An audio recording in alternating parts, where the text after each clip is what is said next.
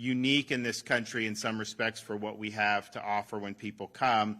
We're also leading on how to handle things like university decorum and these protests. And I look around what's happening at like Columbia. I look around what's happening at places like Columbia, and the inmates are allowed to run the asylum. It doesn't work that way. In the University of Florida, Florida State, all universities have been very strong in saying, you can say what you want, but you don't have the right to commandeer territory. You don't have the right to harass students or faculty or any of that. And if you do violate code of conduct, we're going to show you the door. You will be expelled. And that's what should be done in every part of this country.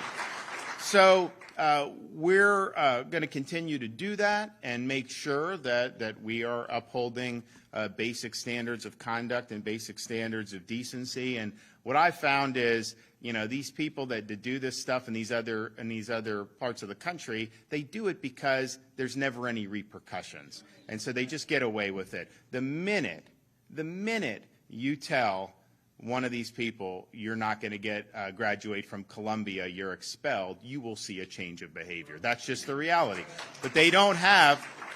But the administrators don't have the fortitude and the strength to actually stand up and do what's right. And that's different in Florida.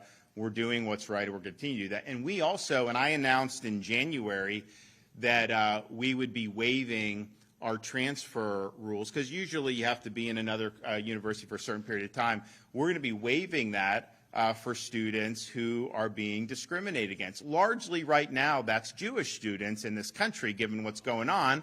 Our rules aren't limited to that. I mean, if there's other people that are in a bad environment, we do. But I think you're going to see some of these students in some of these schools to say, you know what, the hell with it. Why would I want to put myself through that and be targeted by these rage mobs on campus?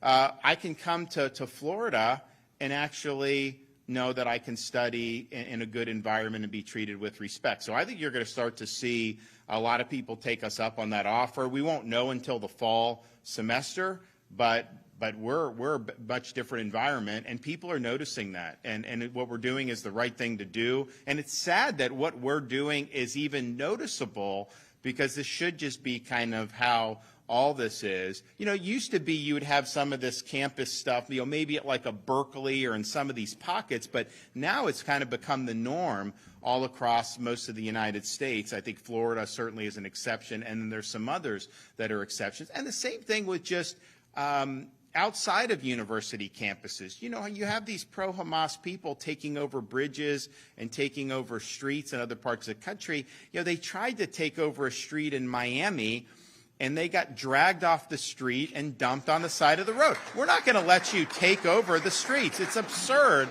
that you're going to make people wait in traffic and do all that stuff. It doesn't make sense. So I'm proud of what we have to offer with the natural resources in this, but I'm also proud of just leading with common sense and saying, you know what, Florida is going to be a refuge from the insanity that we see in so many other parts of the country.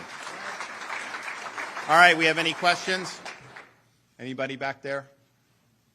I wanted to ask a question. This is Matthew Bennett with Fox 4. The protests on college campuses have been overwhelmingly peaceful based on independent reporting. You seem to have taken a stance against some of the speech that students are engaging in on campus.